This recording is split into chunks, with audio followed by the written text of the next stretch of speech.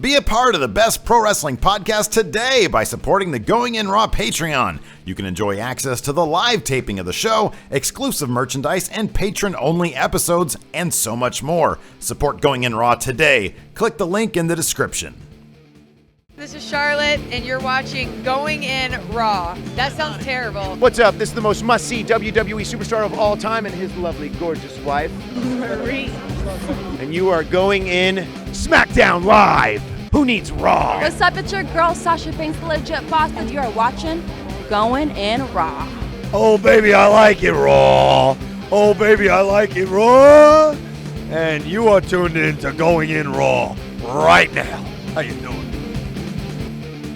Hey, friendo, Steve here. And Larson. And welcome to Going In Raw, the only pro wrestling podcast you need to be listening to right here at youtube.com/Steve and Larson. Also available wherever fine podcasts are available, including iTunes. I think this morning we're in like the 80s. Cool. And whenever in the 80s in terms of the sports and recreation category, the top 150, I am obsessed with it. Whenever anybody hits the subscribe or download button, it shoots us up the rankings. Today's Tuesday. We're coming off Monday Night Football. We're coming off usually by now, like the top 150. Follow me. Don't look at me like I'm an asshole immediately.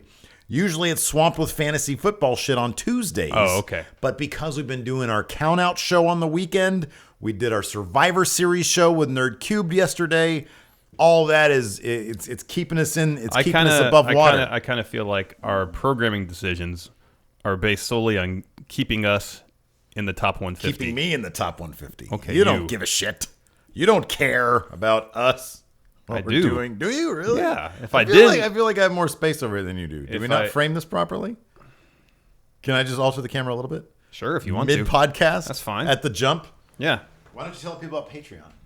We have a Patreon at patreon.com/Steven Larson. We have various contribution tiers. At $10, you get to vote on the theme of Kayfabe Corner. That's correct. Every week. I have I got a stack of postcards sitting and over postcards, there too. yeah. And they're addressed. I just need to stamp them really quick. I have stamps, and they're going to send them out this week. At $20, you get a care package, which will happen at some point. The comic book is so close to being done. At $50, you get that.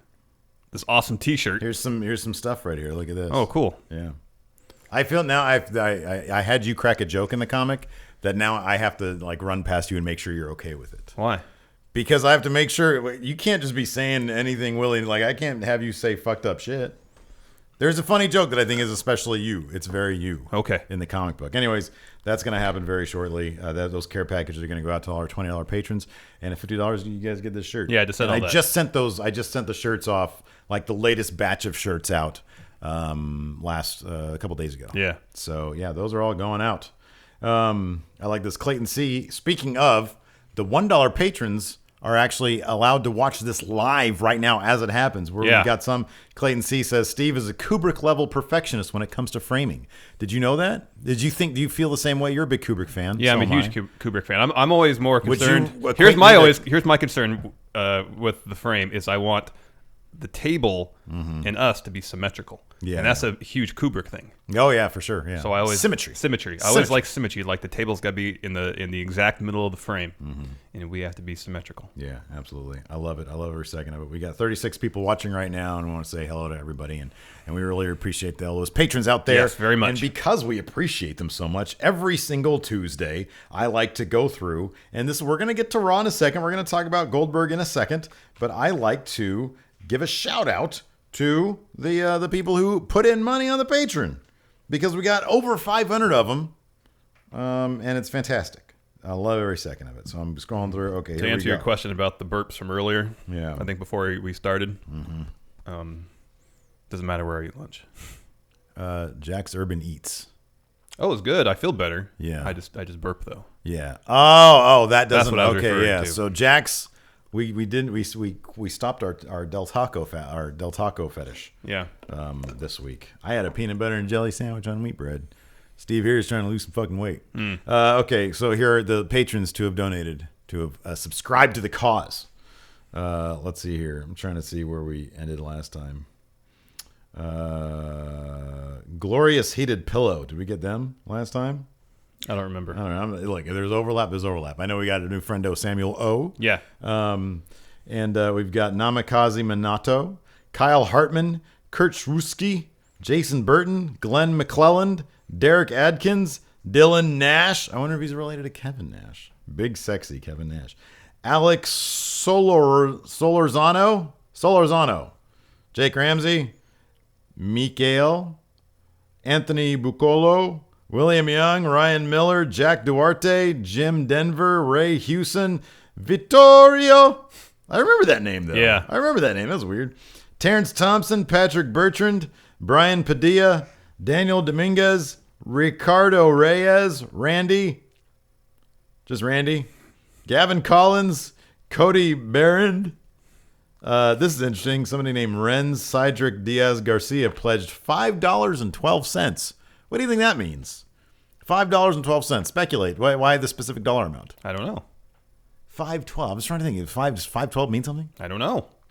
Lily Pad student, Ramy Blanco, Brody the Bruiser Stokes, Just One Nerdy Man, a.k.a. Donnie Hayes, Aaron Gilliland, Adam Fella, William Brown, Beast a la Mode, Tim O'Donnell, Nate Morris, Joey Carranza, James Johnston, Edward Cabo Verde, Timothy Spector, Grim March. Thank you all Thank for you very putting in much. money. We really appreciate Yes. it. All right, let's talk. Yeah. Raw. I was vastly entertained with last night's episode. As was I. I was going to try to get some work done last night. Yeah. But then, I watched the West Coast feed version. And so I was following along on Twitter a little bit. And based on that, it seemed like an entertaining show. So I didn't work much last night. Yeah. I just watched wrestling. That's good. I know. It was a good show. There was a lot of good stuff going on. I'm going to bring up the notes now, the Going in Raw notes. Oh, real quick. I want to mention this. So during our Survivor Series live stream, we were trying to give away this copy of WWE 2K17, and we were sort of iffy, sort of debating on air, because that's what we do, how we're going to give it away, what contest we're going to run, because there's there's anywhere between 1,000 and 2,000 people watching at any given time during the stream. Yeah. And so initially we said, we want you guys to draw us as me as Brock Lesnar, you as Goldberg, to mimic the thumbnail that we were using, the little image we were using for the thing. That was sort of what we first said. And then after that we said, okay, well, hold on. How about you draw in the most clever way possible the person who you think is going to win the men's Survivor Series match. Who's going to be the man who gets the pin or the submission? Correct. And draw that person. We just wanted clever. We don't want good. We wanted clever. Yeah. Because there's a difference there. Not everybody's an artist, so we had a lot of stick figure drawings, and they're all very clever. Yeah. It was really good. And so at the end, we were like, man, nobody called it. Well, we were wrong, because yesterday I got a text from Michael Zenkus, who said, I'm with Bray Wyatt. Anyways, here is mine. Thank you. Thanks. Love you too. Thanks for the laughs. And he sent this great picture of you as Goldberg and me as Brock Lesnar. I'm going to put it up during the actual podcast when we run that on YouTube. So I'm sorry you live streamers don't get to see it right here. But he called it. Mm-hmm. He called the winner, and he sent us the art. And he was in on early, because as soon as we said this is the art contest before we revamped it to draw the person who was going to win, he did it. And so for watching, for being early on it, he gets this copy of 2K17. So that's going to go out in the mail. Congratulations. ASAP. Michael Zankus, congratulations, and thank you for watching. Yes. Goldberg. Yes. The man of the hour at Survivor Series absolutely decimated Brock Lesnar. Yes. Can we recreate really quick our reaction from our live stream? All right, you ready? That was it right there. It's like 67 or 70,000 people have watched that. And I think it was just for that bit. I think so. Because the watch time is just for that bit. Yeah. Anyways, he came down to deliver a promo because everybody was wondering. Everybody's wondering what's next Well, also, for William Goldberg. I think pretty much as soon as Survivor Series was over, Pro Wrestling Sheet had a report saying that Goldberg was going to do additional shows.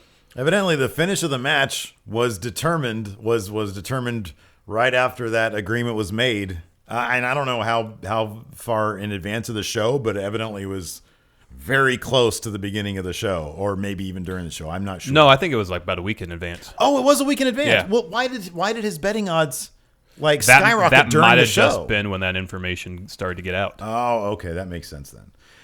So anyways, Goldberg came down, but the big question was what happens next? Like, is he gonna, are we gonna see more Goldberg versus Lesnar? Or are we gonna see Goldberg interact with somebody else? Maybe Undertaker at WrestleMania? We don't know. We're actually gonna do a list this weekend, aren't we? Where we're gonna say at this point we know because Goldberg sort of did his promo, so we kind of know where things are gonna go. Yeah. But we have our list coming up this weekend on Count Out. On Sunday, probably. Well, we think Yes. Goldberg's opponent should be during his little spate of matches here. But he said, in essence, he came down. Everybody was cheering him. We'll get to the people who are booing him in a sec. He came out to a really, really good reception, and he said, I felt really good. It was only supposed to be a one-time deal, but then I felt good going backstage, and I saw Stephanie McMahon. She said, man, Bill, you did great, but do you have a title run in you? And so he said, he said, the title, to get to the title, you got to go through the Royal Rumble. Mm-hmm. So 2017 in San Antonio, I'm going to be at the Rumble. And then what did he say? Everyone's next. That's right. I loved it. Yeah, I that's pretty cool. I thought it was absolutely great. And so if you recall history, Goldberg, wasn't it Goldberg ended up getting Lesnar eliminated from the Rumble, or he interfered in the Rumble back when they did Leading their up first to match? WrestleMania 20, yeah, something like that. Okay. I think Lesnar. I could be wrong. I read about it briefly this morning. Okay. I think Lesnar interfered in the Rumble, so Goldberg lost, and then Goldberg interfered in a title match that cost Lesnar the title. Okay. And that's what set up the WrestleMania 20 match. I might have those reversed. Hold on. Background. Hold on. Here we go. Kane, Angle, Flair, Goldberg. Here we go. Wait, interpromotional. During the match, Goldberg last, pursue. Okay, I don't really see anything here. Usually they have the whole background on it. What's going on? Oh wait, here we go.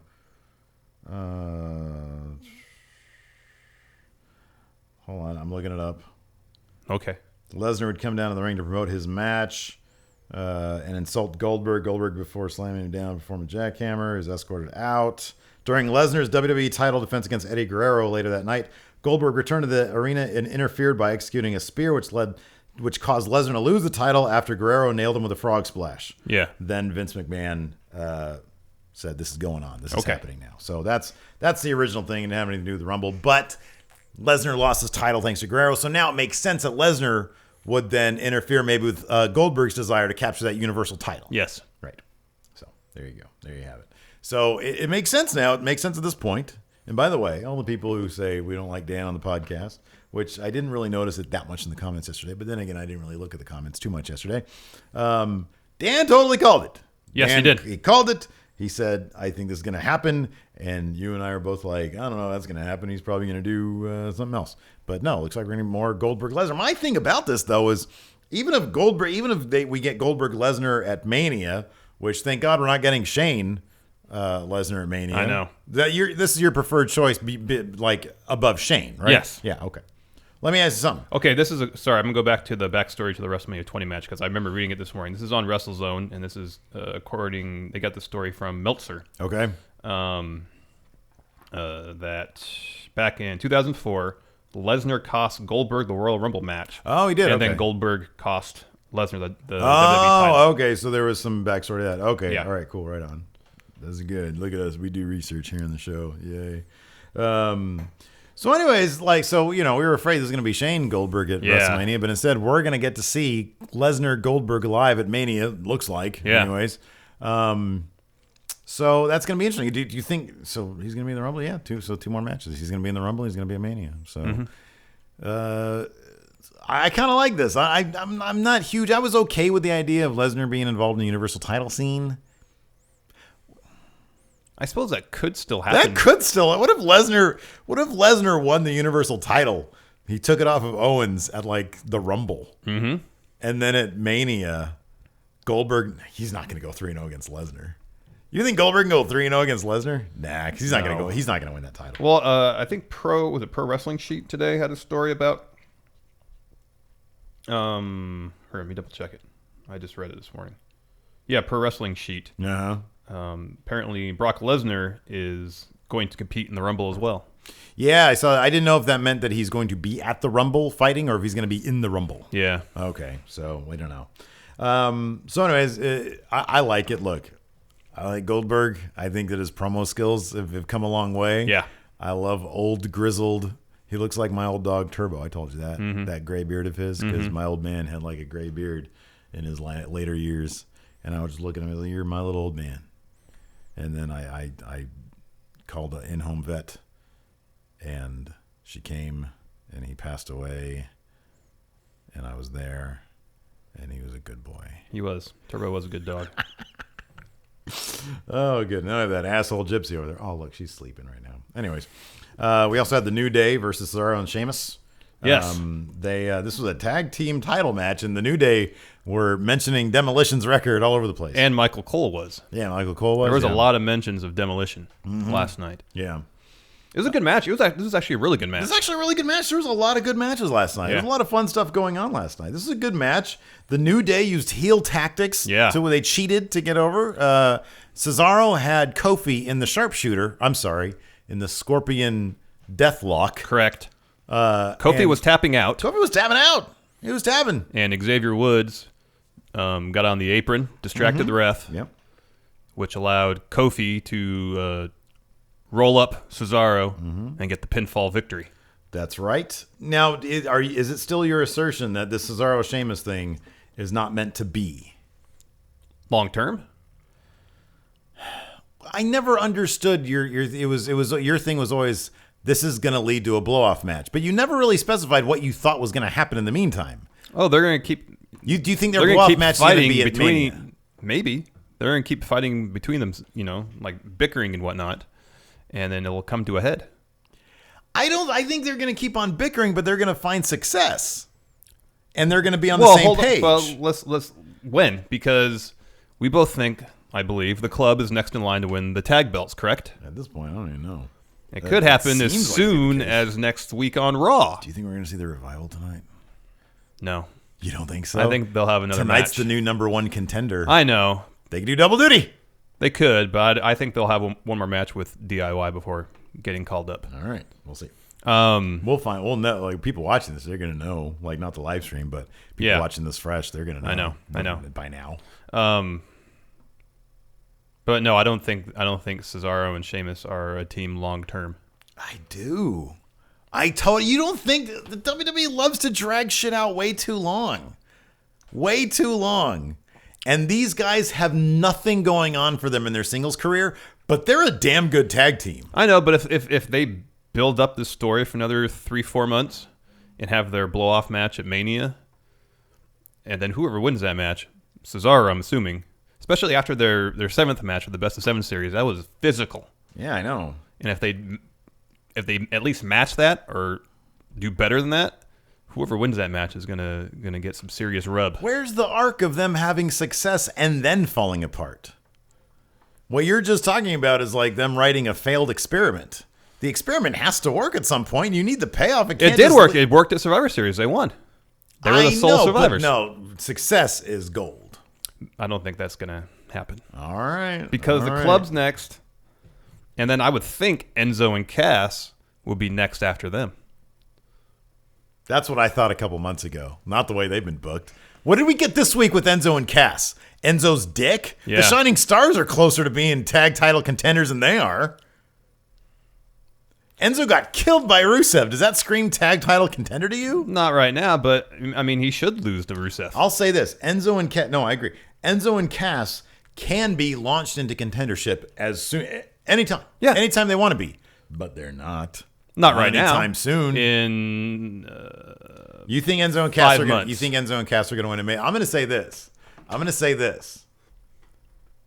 Although I don't know, I read a couple dirt sheets that said that they're not looking to take the tag team titles off the New Day anytime soon. So it wouldn't surprise me if they meet and beat that Demolition record. I would love for the club to take those titles off the day before. I know. Like if possible, or whatever I the know. logistics would be. That would be fantastic. I don't think it's going to happen, but that would be fantastic. And I think the same way DIY is holding the belts for the Authors of Pain. Because DIY are so ready to come up. And I'm so bummed out they're going to be in the cruise. I really don't want them in the Cruiserweight division. They were originally announced to be in the Cruiserweight division. Plans change? I know. That match was off the hook. I know. At NXT. I know. That final sequence where they made those guys tap out. So good.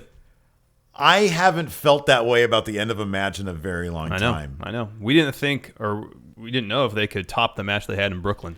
And it's so rare that happens. I know. And let me ask you now. You've had some days to digest it because I think it did. Do you think it did? Yeah. I think it did too. Yeah. Almost exclusively for the finish, but the rest of the match is great too. I haven't watched the Brooklyn match. I haven't watched it back since we were there. Since we saw it live, yeah.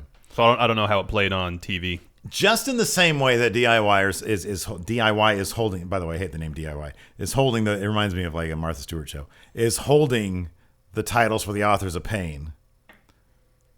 The club are going to be holding those titles, I think, for Cesaro and Sheamus. I don't know. I think they're holding them for Enzo and Cass. I don't know, man. We disagree on that one. We'll see. We'll see what pans out. I was the winner of the Baron Corbin debate versus Apollo Crews. Oh yeah, I won that one. You won plenty. You're a good predictions guy. I am. I was the winner of the Goldberg Lesnar debate. Yeah. I shouldn't have taken that. After the betting odds came in. I shouldn't have taken that. That was my mistake. Oh, let's see here. I knew better. So anyway, Cesaro and Sheamus, they lost due to New Day's heel tactics. But they're faces, so it's all good.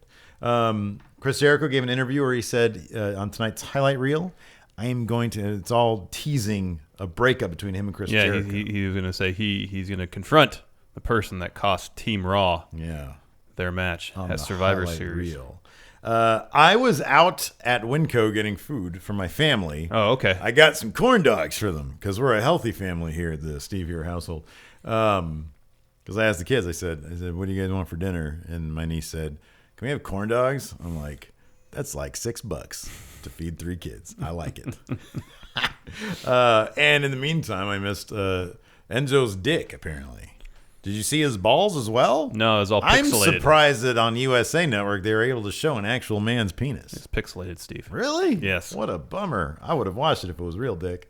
Is there any word on if it was erect like Brock Lesnar's during the Goldberg match? No word. That's why he lost that match, because his dick was hard. Could be. He was like, ooh, Goldberg match, time to get, And then he was just thinking about the sex. Anyways, I love when they do dick stuff. Dicks are funny. Right? Dicks are funny. They are. Dicks are funny. They are. Anyways, Enzo was naked backstage, and did he do anything with Lana? He was walking down the hallway because I guess the premise was that Cass locked them out of their locker room As a joke. Yeah. And so the segment started with him, banging on the door saying, "Cass, let me in. I got no clothes." Yeah. And he's all wet, like he just got out of a shower. Yeah. And by the way, if anybody's in the comments saying, "I didn't even watch the whole show," the only thing I really missed was Enzo's naked dick. So. And so he starts walking down the hallway, runs into a couple people, talks to him, and then so the camera's following him. I have to go back and watch this. The camera's following down the hallway, and then he stops. And Lana's right there. Yeah. And so, she kind of awkwardly looks but doesn't look. Oh, no. Yeah. And then he says a couple things, and Rusev comes into frame. Yeah. And gets on Enzo's case for being naked in front of his wife. Damn it. Okay, I got to fucking watch. People are getting on my case for not watching it. They're like, dude, this is really funny. Yeah, you should watch it. At Real Going In Raw. That's where we do the live tweeting from. So that set up a match between Enzo and Rusev. That's right. Which happened later on. Yeah, I'm sticking exclusively to your notes now. Oh, you are? Because I'm tired of you saying, you're skipping around. And then I'm like, what? I didn't mean to. Oh, I'm just lost. Steph and Foley. Well, I don't mind skipping around as long as it leads naturally, like talking about that segment leads naturally into talking about their match. Okay, fine. Enzo got murdered by Alexander Rusev. Yeah, Machka. He Machka'd the shit out of that naked guy. Well, he had clothes for the match. Oh, yeah. No, I saw that part. I was bummed out. I was hoping that maybe that would be like a new gimmick. Not naked, but just balls and dick out. It'd be kind of hard to pixelate his junk for an entire match. They have experts to do that stuff. Let's see here. It's all fake. It's all fake. What's fake? Wrestling. So I understand. Just do it easily. I love confusing you. Let's see here. Stephanie and Foley were backstage.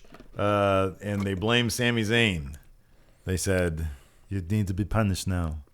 And so they put him in a match against Braun Strowman. Yeah. And Braun Strowman literally ate Sami Zayn alive. It was kind of uncomfortable to watch. It was blood everywhere. Well, there's a little bit of blood. Was there actually blood? I thought there was no blood. Really? No, yeah, Sami, I think, busted his lip open. Oh, shit. Yeah, Sami Zayn got murdered by Braun Strowman. And in a brilliant touch, Foley came let's out. go back, because during the segment, Foley made a point of saying that he was a fan of Sami's work. Mm-hmm. But he said, he was like reluctantly, he's like, Sami, there's got to be repercussions for you losing. And Foley seemed really reluctant to put him in the situation. Well, yeah, look at how he lost. It was terrible. That was a terrible finish to that match. Yeah, Sami really should have been punished for that. So it wasn't his fault. No, I know he shouldn't have been. But anyways, so the match between Sami and Braun Strowman was set up by Foley. Yeah. Strowman destroys, decimates him, annihilates. I love it. And then some of our friendos on At Real Going in Raw. This is an end for Sami. They're burying him. This is a high-profile feud with the guy who they're booking as arguably the strongest guy in the company, minus Bill Goldberg. Braun Strowman is a monster and is being booked that way. And apparently, from what I read in the dirt sheets, everybody in the WWE is really high on him. And that makes me very happy because I think this guy has so much to offer beyond what we've seen. I think we've only broached the very, very surface of what we've seen with Braun Strowman. He looks like something that we've seen before, but he's not. I don't think he is. I know. So I think that this guy they could turn this guy into the next Mountain. Yeah. He can be the next just beast. But also, being in a program with Braun Strowman feeds, we said this before, into Sami's character. He's the underdog from the underground. Exactly. And so every time he's in a match like this, because I'm sure next week, you mentioned this on recap, that you wouldn't be surprised if Sami went to Foley and said, give me another shot at Strowman. Right. And just that story of him trying to be the guy that beats Strowman is going to get Sami over. Huge. Yep, absolutely. And that's the thing. And yeah, like Sami's not going to win in the end. He's not going to win this feud in the end, but he's going to prove his mettle against Braun Strowman. Even last night during the match, he was getting beat up. He kept getting up. Exactly. And it'll enhance Sami. I think it'll do a lot for Braun because Braun does seem like the kind of guy who likes to learn from people. And he's learned from the Big Show. He's learned from Bray Wyatt. Sami Zayn is another professional who's been doing this for a very long time that Braun can learn from. And I think he's going to do that. And I'm very excited about that. Braun is like sort of at the top of our list. Like we've been very lucky and fortunate, as you can see at the jump of the show, to have had some interactions with some WWE people. Braun's near the top of my list. For the ones that we haven't talked to yet. I think so. That'd be fantastic. Yeah. Some guys like the Authors of Pain, I'd be dead scared of. I'd just be terrified.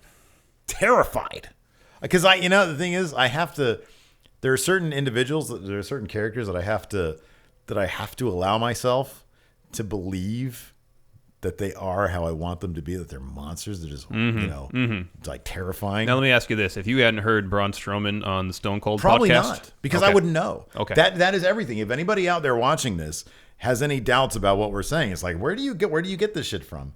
Listen to his podcast with Stone Cold Steve Austin, and you will see an entire side to this human being, to this character, to this guy that is humble, is articulate, is smart, has a really great, there's so much character in his voice and where it's from. I forget what state he's from, but what is it, like Kentucky, Tennessee, something like that. He's from one of the Carolinas. One of the Carolinas. Okay, there you go. Yeah, I think North Carolina. Okay. There's so much charisma to this guy. And then you see him on a little GIF in a video, like do a kip up, from like a house show or something. And it's like, he could do this guy can do a kip up? That's insane. Yep. There's a lot to Braun Strowman we haven't seen yet. And I'm very, very excited about it. So at the end of the match, Foley comes out. It's a great moment. He very calmly says, okay, just stop the match. He seems like he feels guilty. Yeah, exactly. He says, stop the match. He's like, man, I totally got this guy murdered. Stop the match. Yeah. And so there's actually a pretty cool moment where Strowman just stares at Foley. Mm-hmm. Yeah. And I was kind of expecting Strowman to go back to beating up Sami after Sami rolled out of the ring. I like that whole line. So before the stream, we did a test stream. Yeah. And I don't know why people have my personal shit, but somebody left a comment. It's only Ann Larson. There is no Steve here. The stream was a lie. That or Larson has finally absorbed Steve into the Thing-style symbiotic takeover to become one unified friendo and rule over us. Who the hell gets a notification of my personal shit? They're too deep. They're too deep. So anyways, there's a great moment when Foley says, you know, you're literally killing this man right now. Excuse me. So yeah, I think that'll set up more stuff for Sammy and Braun to do. Yeah. I think it's good. I think it's a good thing. Yeah. We got the marvelous Cedric Alexander versus Arya Davari. Cedric once again just proving why he's probably the best cruiserweight that they got right now. And that's saying a lot because Rich Swann is fantastic. Yeah. I still love Brian Kendrick. Yeah.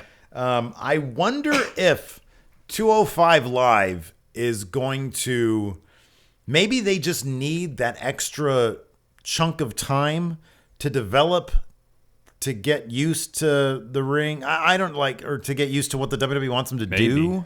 I don't know. I think it's probably a good thing. Yeah. Because there's something that feels so what's the word I'm looking for?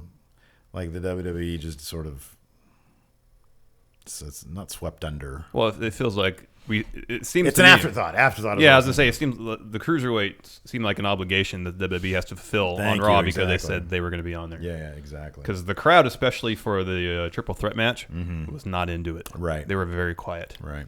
Exceptionally quiet. Yeah. Especially because the triple threat match between Rich Swann, T.J. Perkins, and Noam Dar was pretty good. Yeah. There's that great spot where Perkins had Swann in a submission hold and then did a suplex to Dar. That was a cool spot. Yeah, hadn't seen that before. Yeah. There's some good spots. But then I think there was a commercial right in the middle of the match that kind of broke up the flow. That was a bummer. I don't like when they do that. Yeah, me neither. I don't like that. I know. They did that a bunch. I mean, we'll get to that more when we talk about the main event because that really bummed me out. We can't really talk about putting too many commercials on our shit. That YouTube money.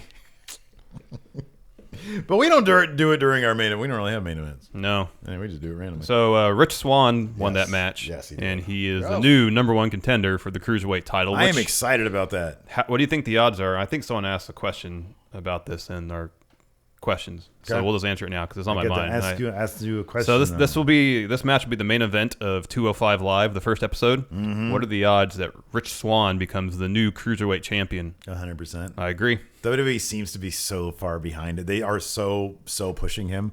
I think they really love Rich Swann. Yeah. I think they do. Yeah. Let's see here. We've got the only thing that bums me out is that I wonder if that's going to affect his amazing tag team prowess or his amazing tag team situation with No Way Jose. Even though the Dusty Rhodes Classic is over, I like seeing those two guys together. Yeah, they were a good team. They clicked. But I want to see No Way Jose go on and do great things. You still how big are you on No Way Jose still? He's still a lot of fun to watch. Still a lot of fun. He's tons of fun. Do you think? Do you now understand? Like, remember that time we had a conversation about No Way? Like, there's the No Way Jose and Ty Dillinger mold in NXT, which I think they have a certain ceiling. But I think there was a time when you thought No Way Jose, they were going to try to push him hard. Yeah, I thought the match he had with Austin Aries at Brooklyn, Takeover Brooklyn. I thought No Way Jose was going to win that. Yeah, because he was getting a solid push. Yeah, I think he's Ty Dillinger. This is weird. I think I think also, sorry, the promos he was doing leading up to that match showed some extra dimensions to his character. Yeah, and his delivery in those promos was so good. Yeah, no, like, he's okay, good. these guys, they have high hopes for No Way Jose, Yeah. and I think they still do. I don't. I think he's in the same mold as Ty Dillinger in that NXT favorite, main roster, IC title, US title is probably their ceiling, which is a good career to have. I don't see either of those guys being scouted as world title or I don't know. world title. The crowd is very into the perfect 10. There's a lot of 10 chants last night. I'm so concerned that that's a Damian Sandow. That the WWE might perceive that as a Damian Sandow thing. I don't know. You know? Yeah, and I understand that, but I hope not. I hope not also. I like Ty Dillinger a lot. Yeah, he's a really talented guy. But they're not treating Ty Dillinger the way they treat Bobby Roode. Oh, I know. You know what I mean? Bobby Roode, I think they probably definitely... I still think Bobby Roode is Triple H's pet project, and Bobby Roode is Triple H's projection of himself as a corporate guy. Could be. That would make sense. I think there's so much... If you look at him, that makes all the sense in the world. He has the Flair robe, which Triple H is a big Flair guy. Yeah. I love that. Because then they look at like their presentation It's very similar. is exactly the same. Yeah. No, I understand that. Oh man, I would love to know more about that if that's the case. Let's talk about the highlight reel segment because it was really good. It was fantastic. Again, Kevin Owens and Chris Jericho are so entertaining, and I think last night, I think mainly because of the main event, felt like they were booking him as a performer, as a wrestler, way better than they had in the past. Yes. Even though the heel has to get the wonky finish to go over, and I get that. Clean victories would be nice. But agreed, this highlight reel, Jericho comes out, says, the list means everything to me, and I was strewn about my deepest personal secrets all over the place. Then before he has really much to say, Kevin Owens interrupts him. He comes down, and he says, let's take a look at the Geritron. Can I borrow your Geritron 5000? And Jericho corrects him and says it's a Geritron 6500. And so there's some, the tension is rising. It's ramping up. Yeah, because Owen says, oh, I didn't know you traded it in. When'd you do that? It's like, you were here when it happened. Yeah. You know that I did this. So anyways, Jericho, they sort of discuss how the list ended up in Kevin Owens' hands and how he used it to fend off AJ Styles. Yeah, and Owens was pretty much saying, hey, I had to use the list to protect you. Yeah, and he says, I don't care. And Jericho said, the list means everything. And Kevin Owens said, I don't care. And the crowd gasped. Yeah. Oh, hold shit. Yeah. I totally forgot to mention this. The Goldberg thing. The crowd, the small amount of the crowd chanting, you screwed Brett. Yeah. Anyways, I just had to throw that out there. I laughed at them. I thought they were funny. Anyways, going back to it. So anyways, they build up this tension between the two of them, and they're both about to announce who it is they felt lost that Survivor Series match for the team. Yeah. And they both at the same time say, Roman Reigns. And they hug. And they laugh. The crowd goes insane because they're in Canada, and they love Canadians. Yeah. So it was really, really entertaining. It was really well done. It was a lot of fun. So anyways, that, of course, gets Seth Rollins out there, and he talks some shit. And he says, the only reason I participated in that match was to get a shot at the Universal title. And Foley comes down and says, well, first, tonight. Rollins comes down, says that. He starts fighting with Jericho and Owens. Roman Reigns comes out. Yeah. He joins the fight. Yeah. Then Foley comes out and makes the match, saying, all right, Seth, you get your title match tonight, but Chris Jericho and Roman Reigns barred from ringside. Yeah. Yeah. They cannot be in the ringside area. Right, exactly. And that led to the main event. We've got some more stuff that happened, but wait a second. Do we have more stuff? Oh, yeah, we have the whole women's division, but we'll talk about the main event right now. Yeah. It was a fantastic main event. I was so midway through the match, I was like, man, it's a pretty decent match. Because I was like, this is really good. And then when Seth jumped off the entranceway onto Kevin Owens, dude, that was like Attitude Era. That was like ECW. I know. That was awesome. The only other time Seth has done that was at a pay-per-view. He did that in the Shields match against Evolution. Yeah. Yeah. It's the only other time he's done that. Yeah. It was fantastic. They were putting each other through because it was a no DQ match. They were putting each other through tables. They were going all around the arena. Chair shots. My only problem with the match, too many commercial breaks. There was whole spots that they recapped after the commercial break that were missed. It would have been great to see live develop, but we missed it because they had to pay bills. Yeah, I know. It's kind of a bummer. It is a bummer. It's a total bummer. I know they should do more commercial breaks during Rusev versus Enzo. Make that last. Well, that match was too short for a commercial break. Extend the match, add a commercial break. Okay. You know what I mean? Then you can just. Anyways, it was a fantastic match. I was very, very impressed with it. Yeah. I loved it. It was great. And the best, there was a million great parts of it, but one of the best moments was Chris Jericho, of course, at the end did interfere. He was wearing a Sin Cara mask and a Shinsuke Nakamura hoodie, but the Sin Cara mask thing. Of course, referencing the reports that Jericho and Sin Cara had a bit of a fight on a bus while the WWE was on their European tour. And Sin Cara landed a sucker punch on Jericho, and he then sucker punched Seth Rollins as, under the Sin Cara mask. Seth Rollins grabbed the mask that came off. It was Jericho. Yeah. Great. That's so Jericho. I love that so much. That's so awesome. I wonder what Sin Cara thought about that. So anyways, it was a fantastic match. That led to Kevin Owens giving a super kick and then a power bomb to Seth Rollins. On the apron. Rolled him into the ring and got the 1, 2, 3.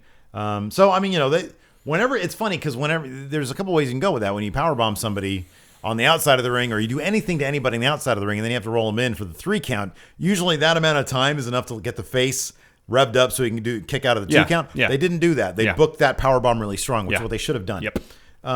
So Kevin Owens picked up the win. We'll see where this goes from here. And while he had help from Jericho, it was still a strong victory. Yeah, it was. They made Owens and he looked great. Owens looked great. I mean, Seth looked amazing, but Owens finally, again, looked really, really good. We mentioned this on our recap on Machinima that this match is really going to catapult Seth to a next level because it's been ever since he turned face. We've been kind of saying, okay, he kind of needs to be more intense. He's got like the quips and stuff. He's got like the funny guy but stuff. ever since he got screwed out of the Universal title by Triple H, it's been that kind of face. Yeah, he hasn't really shown consistently. Yeah. A fiery intensity. Right, exactly. And this match was all intensity. Yeah, it comes in fits and stops, and this was all intense. You're right. It was great. I loved it. Let's see here. But before all that, before the main event, we had the Golden Truth versus the Club for the #1 contendership. We, already mentioned the Club went over. That's a no-brainer. Yeah.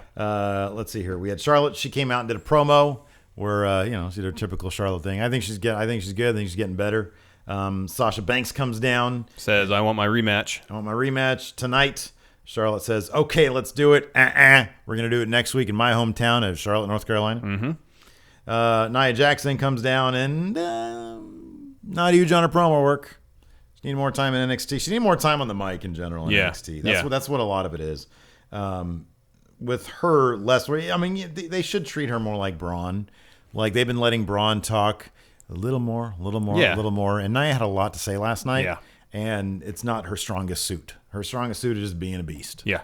But anyways, this is going to get her into a program with Sasha. That led to a tag match between Charlotte and Nia Jax versus Bayley and Sasha Banks. And Sasha picked up the win by making Charlotte tap out to the Banks statement. That's right.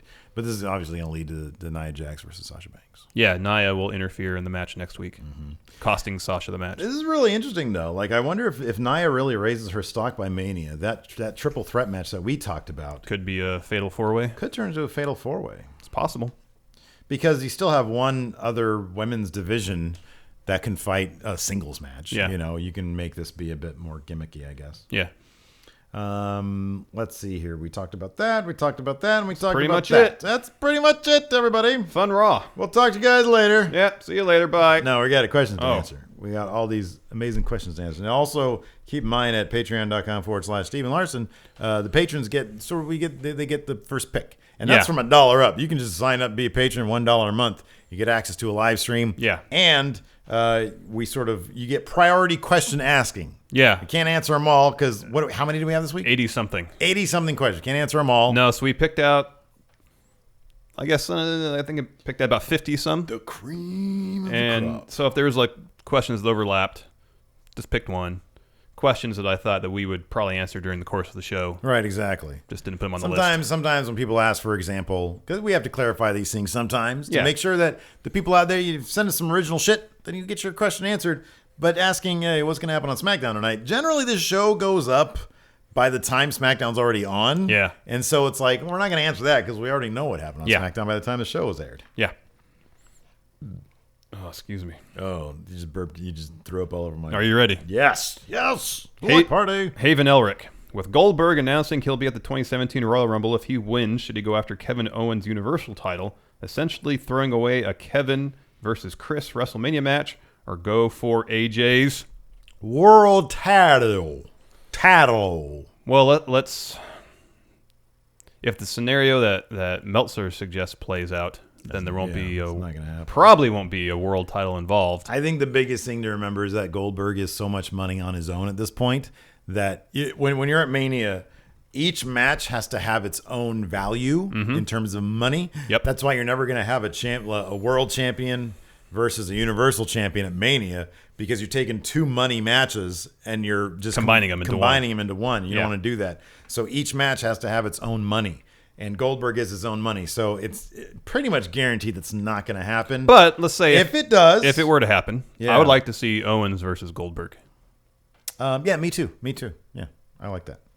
Although AJ can have a great match with anybody. No, but, I know. But I think Owens Owens is up there too. I think Owens can Owens up too. there too.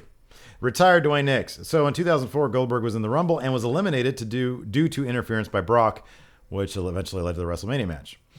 So am I smoking what Kanye West is smoking? Us Sacramentans know all about that. Or do you guys see the exact same thing happening at next year's Rumble, leading to their inevitable match at WrestleMania 33? Dave Meltzer is that's kind of his idea. I never disagree with anything Dave Meltzer is speculating on until he's wrong. Going in Raw gold medalist Michael Cruz. Hey, friendos. Hi. Hi. Brock Lesnar was absolutely destroyed by Goldberg at Survivor Series. In your opinion, was this better or worse than their match at WrestleMania 20?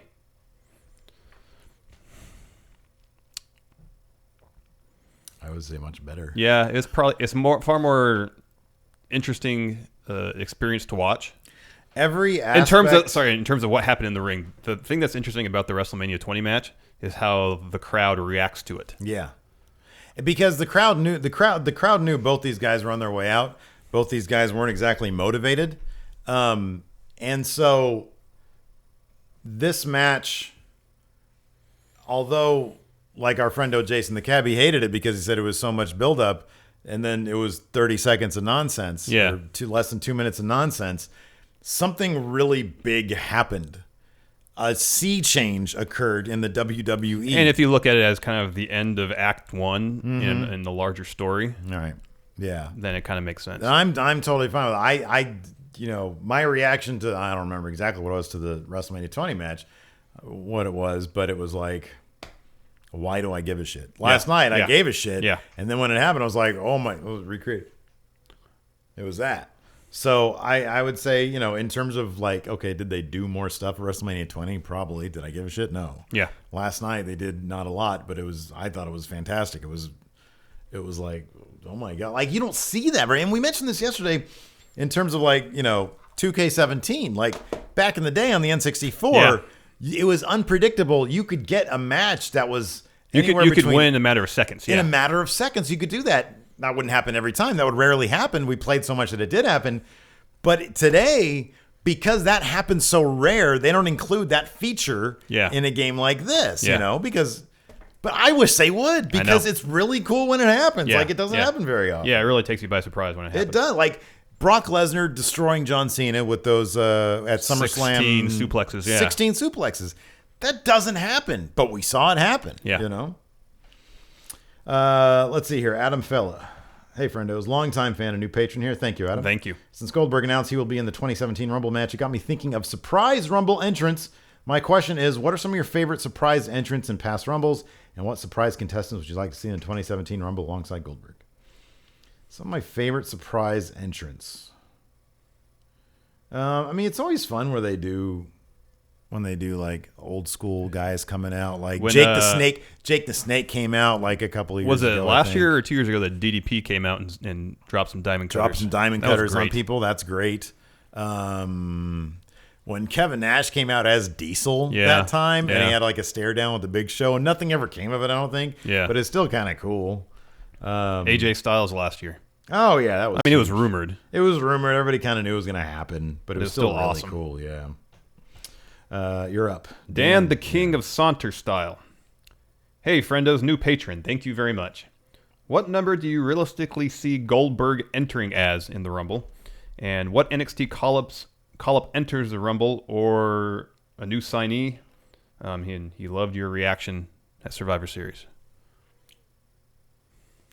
Well, it's going to be late for Goldberg. 20. He's 49. I don't think he'll be 30. 22 or 23. You think that early? Mm-hmm. I'm more liable to say number 10. You think it's come that early? We're going backwards. Number one. Okay. So yeah, I'll agree with you. Yeah. Okay. I'm 20. 22, 23. Yeah. Early 20s. Yeah. KJ from NXT call-ups for the Rumble. Well, we're assuming Ty Dillinger is not going to. If Ty Dillinger doesn't show up tonight on SmackDown, or if the Revival don't show up tonight on SmackDown, then it's going to be It's going to be maybe the Rumble. No, not the Revival, but Ty. There's a lot of. I've seen this on Twitter, and I think someone asked this question too. That Ty should come out during the Rumble at what number? Number 10. 10. There you go. That's the. They should do it. Yes. Listen to your fans. KJ from NY. So, any chance there's an even bigger star to be in this year's Rumble besides Goldberg? If so, who? P.S. Well, Steve's reaction was hilarious. Per Wrestling Sheet says Lesnar's going to be in the Rumble. Yeah, but who? Like Kurt Angle? Probably not. Probably not. I think this Rumble is gonna be underwhelming in terms like Goldberg is this year's AJ Styles. Yeah. I don't think there's gonna be They'll probably have one or two legends like DDP I could see Nash in years past. Because where's the Rumble at? San Antonio? Do you think No Way Jose can accomplish anything else in NXT? Well, they don't have a mid-card title, so he could be a tag champion. No, he's not. He's a solo act. I could see it like a Noah Jose, like a mid-level NXT guy. But I think it'd be Ty Dillinger. If anybody's Ty Dillinger. Yeah. I could just see Ty showing up tonight though, but probably not. What do you think about the end after his match with Bobby Roode? Because usually when people seemed like a big send-off, it kind of did a little bit. Because usually, like when after Bayley's match at Takeover Brooklyn, it's pretty obvious. It wouldn't. I'll put it this way: it wouldn't surprise me if that was kind of up in the air, and seeing the response he got, and subsequently on all Raw, the chants last night, all the chants. It wouldn't surprise me if they said, "Hey, Ty, we're gonna throw you out there tonight." That'd be great. That'd be awesome. My turn. Yeah. Anthony Kniper. This is a long question. I'm trying to find a way to shorten it. Probably not. Anthony thinks he might be in the minority here, but he sees good things to come from Goldberg beating Brock like that. Think of it this way. The only possible way they could build Brock to be any bigger would be for him to beat someone as dominant as he is. So now with Goldberg squashing him now, he has to come back even stronger to get his win on Goldberg. Then at next SummerSlam, he can bust 2 people open or something, and Goldberg Brock 3 would most likely be better than Shane Brock. All right, here it is. All that being said, if you were in charge, how would you have had their Survivor Series match? You guys got to keep these questions short. Yeah. How would you have had their Survivor Series match play out? And also, if they never had the WrestleMania match, would that change? How would you have liked to have seen that match play out? See, I don't have a problem with how their Survivor Series match played out at all. I thought it was. Yeah, it was cool. It was fine. It was cool. Like if somebody asked me, hey, how do you want this to play out?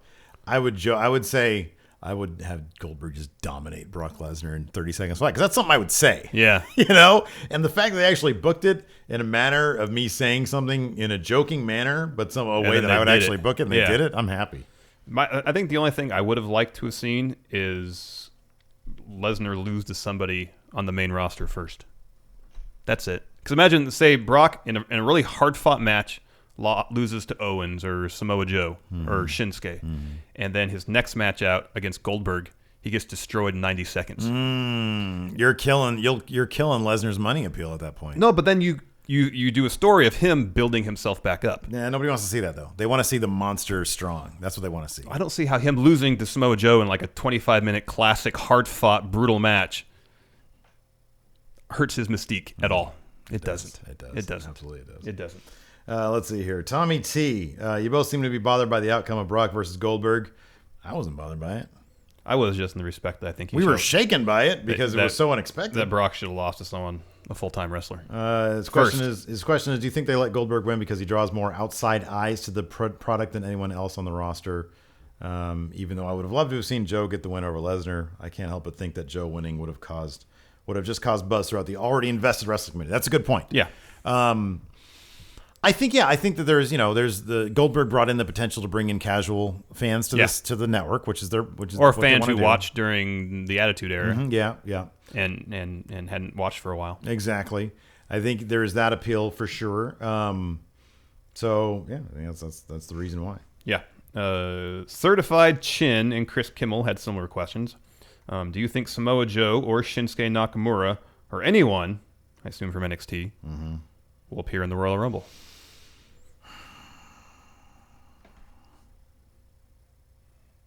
I don't think either of them will. You don't think the loser of Part 3 isn't going to show up at the Rumble? I don't know if they're going to show up at the Rumble because that's the night after Part 3. And if their matches up to date have been any indication, neither of them be in any shape to compete at the Rumble. Who do you think is going to go over in part 3? Shinsuke. I could see maybe the Well, no. If Lesnar's going to keep on fighting with Goldberg after the Rumble, Shinsuke's not going to get mix it up with Lesnar. I just don't think they're going to have Shinsuke lose twice in a row. Oh, wait. But by that nature, do you think Samoa... who's going to get called up first, Samoa Joe or Shinsuke? Well, if Joe loses, then him. Yeah, right. You know what? If Joe goes over... I mean, if Joe loses, it wouldn't surprise me if he showed up at the Rumble. Wouldn't maybe. surprise me. I don't think it's going to happen. Wouldn't surprise me. Maybe the Raw after. Yeah. Yeah. Or SmackDown. Yeah. I think Joe's probably going to SmackDown. Savage, hey, friendos, do you think Ty Dillinger will appear at the Rumble at number 10? Yeah, we talked about that. Alex Shez, with Goldberg now in the mix, who do you think will make the Final Four of the Rumble? Who's going to be in the Final Four? I kind of feel like if they're doing an angle where Lesnar screws Goldberg out of winning the Rumble, I kind of feel like that might happen before the Final Four, not so it won't take the focus off the Final Four competitors. Mm-hmm. So I'll say Cena. Okay. I don't think Finn's going to be back in time. I'm going to say Finn, because I think he is going to be back on time. Cena, I'm going to say Reigns. Oh, God, yeah, it's going to be, yeah. I'm going to say Cena, Finn, Reigns, Bray. Okay. What about instead of Finn, it's Braun? Oh, shit, I forgot about Braun. So then you have Braun and Bray in the ring again. Okay. No, I'm going to say it's one or the other. I'm going to say it's Bray. Okay. No, Braun. Bray, Braun. Either Bray or Braun. Okay. You're up. Carlos Hackworth. Patreon champion Carlos Hackworth. With Raw punishing Sammy, how would you book his move to SmackDown? I don't know. If it's going to happen, it's not going to be for a little while. Because I feel like he and Braun are going to have a series of matches. You think they're going to have a match at the Rumble? Yeah. I think so. Or at least at Roadblock. That's the next pay-per-view. That's their next pay-per-view, yeah. Roadblock is the one that him and Kevin Owens, which one do they have a really good match at? Battleground. Battleground, Or yeah. Payback, one of the two. I always get those ones mixed up.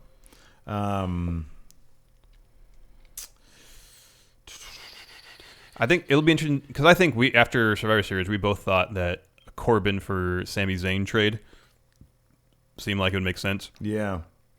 I guess we'll have a better idea tonight on SmackDown whether there's any trade potentially in the works based on how Daniel Bryan and Corbin interact. I want to see what they're going to do with Sammy after Braun. Yeah. Because this is a big feud for him, and if they can keep on putting him in solid feuds, don't have to be for titles, in solid feuds, if somebody finally takes that belt off of Roman Reigns, then that's perfect for Sammy to jump to. Mm-hmm. Let's see here. Jose GGR. Every Survivor Series match ended with two survivors who are or will be embroiled in a story. Which storyline right now intrigues you the most? I think Bray and Randy Orton. For me, it's Braun Sammy. I mean, it didn't really that storyline. Well, they weren't involved. the final two, and Sammy was. Ended with two survivors. Yeah. So Charlotte Bayley, okay, Cesaro Sheamus, or Bray Randy. Let me say Cesaro Sheamus. Okay, that fascinates me. Penultimate Tommy Wiseau. Oh hi, Marks. Oh hi, Marks. Did you feel satisfied with the Bray Braun showdown at Survivor Series? Yeah, I did. I liked it. Yeah. I liked it a lot. Yeah, I think there's more to come. Obviously. Yeah, I think it was great because it didn't dominate the entire thing. Nope, it was just a moment, and then they moved on from it. Damon Cruz, what do you guys think is holding the WWE from pulling the trigger with the Triple H Rollins story? I think it's just timing. Yep. I think he needed to get past this Kevin Owens thing. I think that's probably over by now. That's over as of last night. That's why that match was so incredible. Yep. And so it might not go anywhere until Rumble at this point. Yeah, Triple H might maybe eliminate Roadblock. Rollins from the Rumble. Yeah, maybe. Yeah, Roadblock isn't before Mania? No, they moved it up. Oh. So it's in December now. It's the December Raw pay-per-view. Justin Parks. When will Seth Rollins get a Universal title run? Justin? Really? He'll get another title run. He'll have plenty of title runs. Yeah. He'll have a lot. Yep. I think he had a good long run with the world title. He doesn't need it. Lots of other people I think could benefit from it. Yep. Timothy Spectre Grim March. So, friendos, new Patreon here from the UK. Thank you. Let's see here. What do you want to see happen realistically concerning all the title pictures on Raw? Well, we've kind of said it. The only one we haven't really talked about, because we've talked about tag, we've talked about Universal. U.S. title. Who takes that belt off Roman? Boy, he got booed last night. He might have that belt for 2 years at this rate. I'd be okay with that. But I think Sammy could be a solid U.S. champ. I think it'd be fun. Braun Strowman would be a great U.S. I think, champ. you could do a Sammy versus Roman Reigns feud and not have anybody be the true heel. I mean, Roman's going to get booed. He's going to get booed, and he can do some heelish things, but he can still just be Roman. I know. And I think that'd be fine. Yeah. Terrence Thompson. Terrence is a huge Sasha Banks fan. He asks, which woman or on either brand would you like to see her feud with to re-energize her halted progress? Terrence thinks Alexa Bliss. It's a good choice. Alexa Bliss kind of reminds me of Sasha a little bit, huh? She's a really, really strong heel. Yeah, I don't ever think I really don't care for you now. I really wish they were doing something better with you right now. Although, I mean, how can we really complain? It was a month ago she was in Hell in a Cell. I know. Can't really complain too much about it. She has a rematch next week. Yeah. Nia Jax going to cost her that. She's with Nia Jax right now. I'm fine with that. I'd be really interested to see a Sasha Banks-Asuka feud. I think that'd be good. I think it'd be fantastic. Yeah. It'd be amazing. Absolutely. That's my answer. You're up. Let's see here. Nicholas Hammerling. Hey, friendos. The Emelina vignettes are quite diva-ish looking for me. As we are or should be now in a new era of women's wrestling, do you think that the Emelina stuff will actually lead to something serious, or will it result in a Dan Matha-like fashion? I think that this is going to be a huge swerve. Yeah. I think this is going to be... I was trying to think. Somebody actually on Twitter, I think, had a good suggestion for this last night. It kind of feels like they're setting us up for like a parody of the whole diva thing. Yeah, That's what it feels like. I know exactly. She's a strong wrestler. We all know that. She's been around for a while. I think, and I don't know what you know me. I just get random shit in my head. Yeah. I tweeted this out last night. I would love to have seen, again, this is all just, they never would have happened, if they would have taken the Kurt Hawkins fax gimmick I saw that. and applied it to Emma. Because she's so kind of adorable when she does talk, and her very sort of, she's kind of a low talker, but in her little Australian, you can barely make out her Australian accent because she talks so low. But to have her doing the Kurt Hawkins fact, and it's a terrible gimmick. I'm sorry, the Kurt Hawkins is a terrible gimmick. It's not good. But put it on somebody like Emma, who already has that sort of awkward thing in her past. Yeah. It'd be kind of funny. Yeah. It wouldn't go anywhere. No. I would just love to see it. Because as much as I think that the Emelina thing is going to be probably entertaining, and it's not going to be at all the way they're presenting it. It's going to be a parody, like you said. Yeah. I like Emma. I want her to do cool stuff. Yeah, me too. I want her to do cool stuff. Me too. Colin. Gotta love the booking of Braun Strowman, even though Amen. He nearly killed AJ on that Survivor Series when we threw him out of the ring. Remember that? Yeah. That had to be a botched spot, right? Do you think anyone stops him, Braun, before he gets a major title? Was that a botched spot? I mean, it depends on your definition of botch. I definitely think he shouldn't have done that. It might have been Braun, his sort of greenish ring awareness and underestimating how hard he could throw AJ along with AJ, and AJ probably knows how to be thrown from somebody. Yeah, and AJ knows how to sell and make it look like it really hurts. It seemed like there was some lack of communication there. We both cringed pretty hard. We're like, oh, God. Yeah, we don't want to see anybody get hurt. We don't want to see anybody get hurt. But AJ's really good at making it look like something hurts. Yeah. And you kind of understand that, he just knows what he's doing more than anybody else. So, yeah. You're up.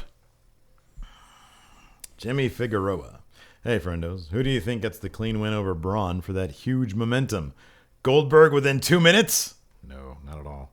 They're going to keep Braun protected for a while. Yep. I think they see Braun as maybe, look, nobody's going to be Lesnar again, but they see Braun as, what's a good comparison for what Braun could be?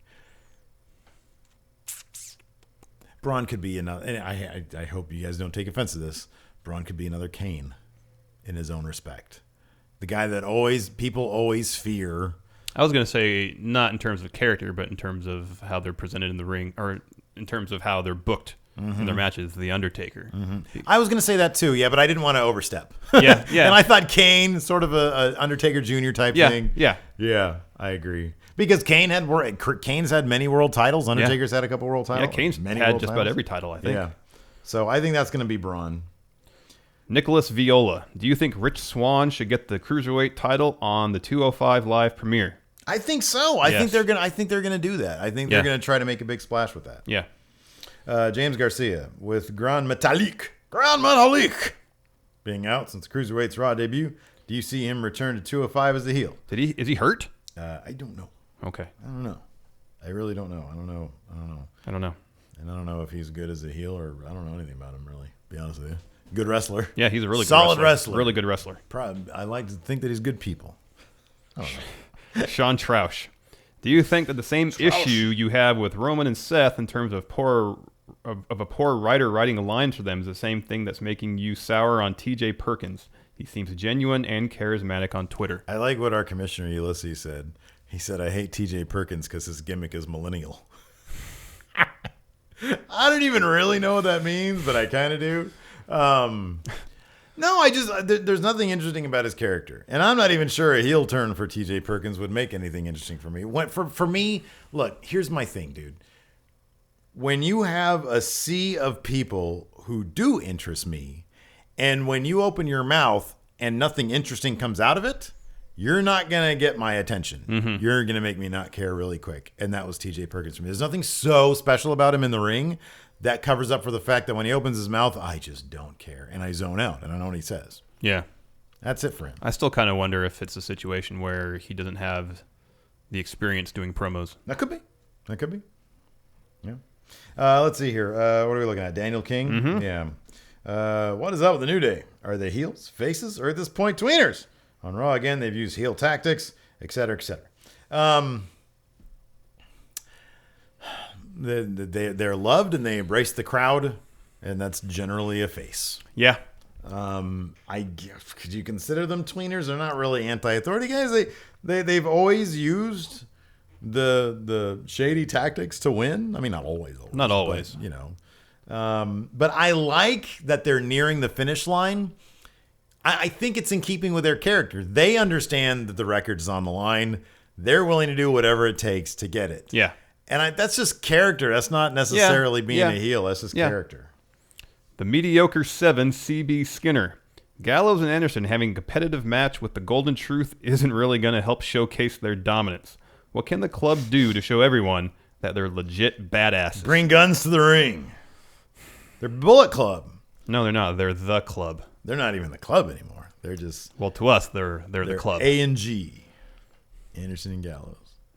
Sounds like an insurance company. It does. A&G Insurance, we treat you right.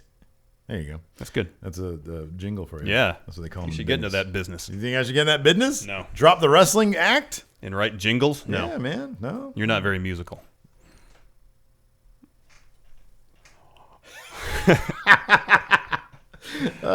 Kid. Steve can carry a tune. No, I can't. What's the... Yeah, you can. Your version of Mother by Danzig is great. Mother. It's very good. What about... You can carry a melody. Do you like my version of the Grand Tour? Yeah. Yeah, I love the Grand Tour. What's the question? Oh, yeah, I don't know. What are the clubs show dominance? The legit badasses? One of two things. Win matches in a dominant fashion. Or have a good long title reign. Urinate on their fallen opponents. Mount them to establish. That's what dogs do to establish dominance. I'm just thinking about what dogs do. They mark their territory. They mount things and people. Yeah. And legs. Looking at you, Gypsy. They can sleep at the foot of the bed. That's what dogs do. Okay. That's what mine does. They can freak out every time a foot under a cover touches them. Oh. They freak out, get off the bed, and then get back on the bed. Or like yesterday when I was going through a box or something and she growled at me. I was trying to find something. They can take a cue from your dog, and they can do circles rubbing their butt. Mm-hmm. That would be my favorite, I'll be honest. See Luke Doc Gallows rubbing his bare butthole against the carpet, like in Vince's office. In a circular motion. Yes. Yeah, all those are great ideas. Yeah. Patrick Sparks. Yes. Hey, friendos, Pat here. With WWE being a bit unpredictable lately, do you think they would have the New Day drop the titles the day before the record or tie it just to fuck with people? I highly doubt it, but I'm positive Brock would win too. That was a good Patrick Sparks, Steven. Thank you. Let's see here. What's the question? Do you think the New Day would I drop don't the belts? know. I the wish record? they would, Patrick. I wish they would. Me too. I think that would be fantastic. That would be absolutely amazing. Eddie Men. Should Roman and Seth take the New Day's tag titles? Oh, what are you smoking, Eddie? Of course not. You're insane. Roman and Seth, that's not a bad idea. They should do that. I seamlessly go. So here's the cue for the tag titles now. Yeah. The Club. Yeah, okay. Cesaro and Sheamus. Yeah. Seth and Roman. Yeah, and then End Zone Cass. Okay. Yeah. In that order? In that order. Okay. Yeah. Ryan Kearney, talk about NXT. With NXT, pay-per-views always feeling like the better events in terms of wrestling. Crowds and commentators. Do you think it's smart business to have them on the night before main roster events? Seems to me to highlight the weaknesses in all these fields of the main roster. I would speculate that not nearly as many people watch the NXT events. The attendance for NXT Takeover Toronto was about 12,000. Oh, okay. Last night at Raw, they said it was a sellout of 16,000 plus. Yeah. So More people watch WWE's main roster product than watch NXT. I don't think if I saw SummerSlam, if we went to SummerSlam the day before NXT, I would probably just be too exhausted for NXT. NXT are shorter shows, less of the pomp and circumstance, although they have their fair share of it. Yeah. It would probably, that's not a good recipe for me, personally speaking. I think going to NXT and watching NXT, it's like, oh man, that was really, really good. It gets me hyped for wrestling. Yeah, I was just about to say the same thing. It gets me hyped for wrestling. It gets me hyped. Yep. Yeah. So, and not a bad point, Ryan, but yeah. I don't agree. Mikhail. Yes. Who do you think is going to be the next call-up from NXT to the main roster? We might find out tonight on SmackDown.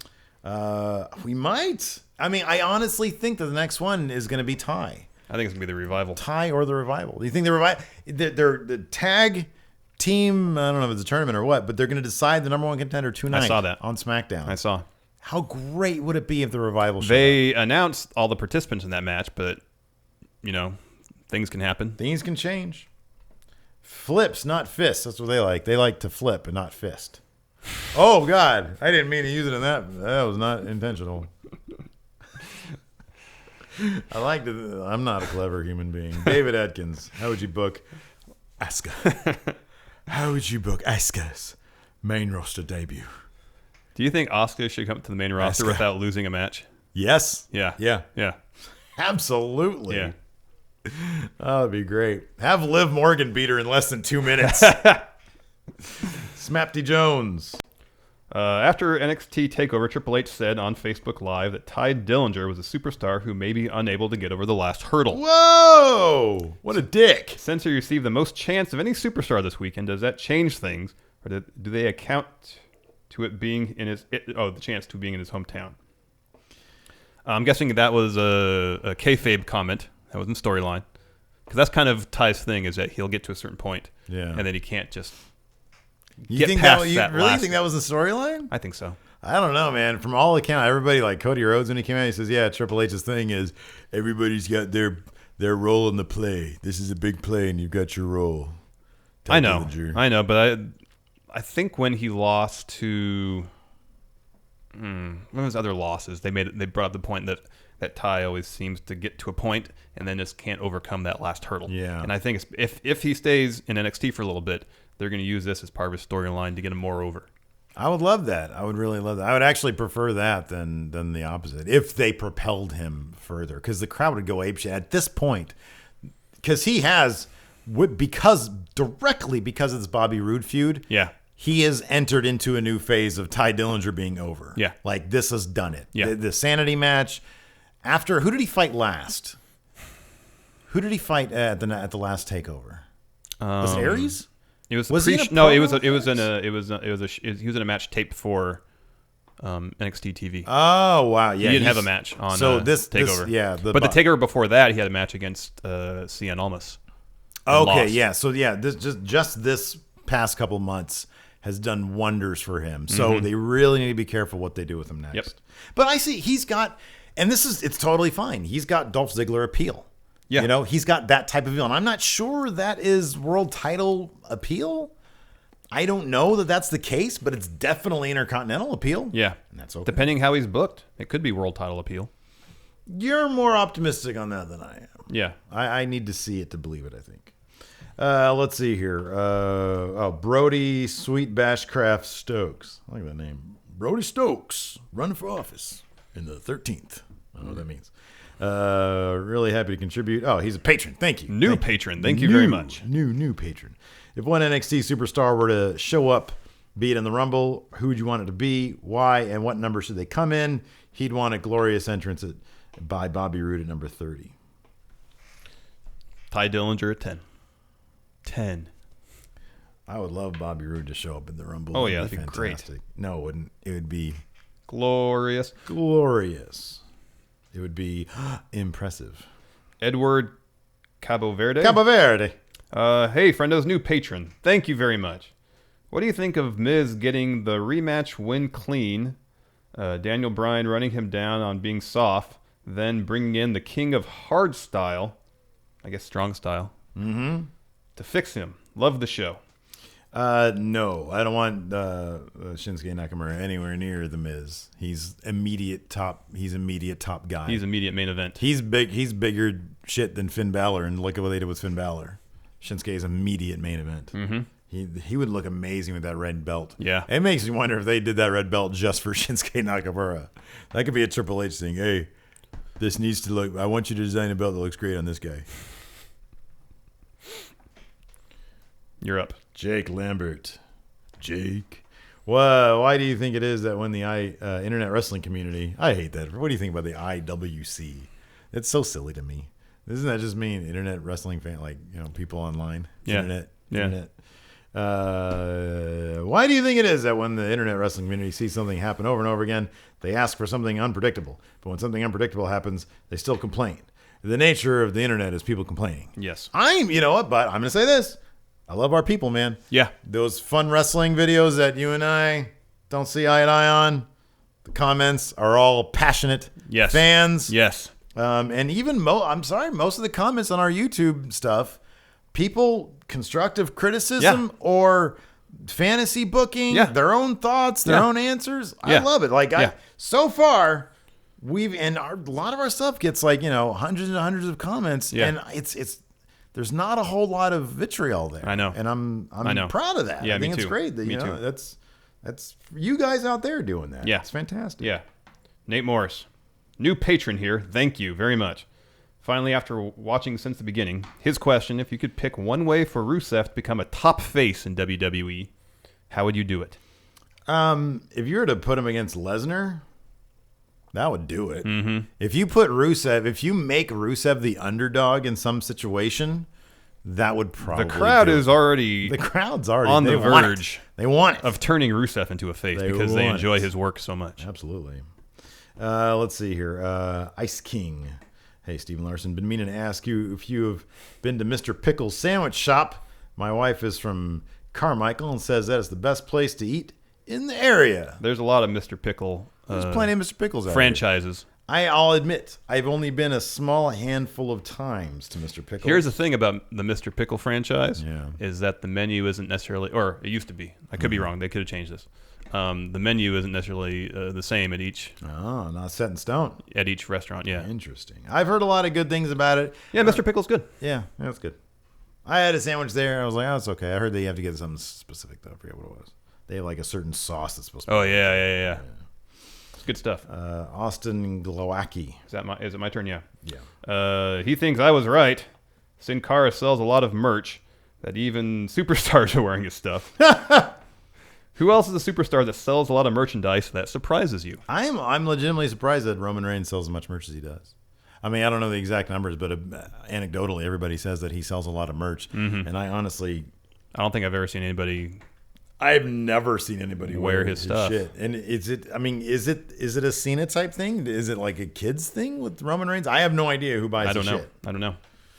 Let's see here. Matthew Barisic. If you could book any 6 wrestlers from any era in an elimination chamber match, who would you put it in it? Who would you put in it, and for what title? Any 6 wrestlers from any era. I would do this. What titles? Let's name the title first. Western States Heritage. Western States Heritage title would be on the line. Okay. Who are the 6? I would put Vader, Stan Hansen, Samoa Joe. Ooh. Brock Lesnar then. Brock Lesnar. Stiff workers you want. Yes. And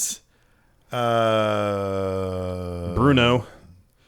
No, we already have Stan in there. Okay. I want somebody who's been and New Jack. We need one more. Oh God, it's only 5. What an old school guy. I know. Who's an old school bastard? Who's just a bastard?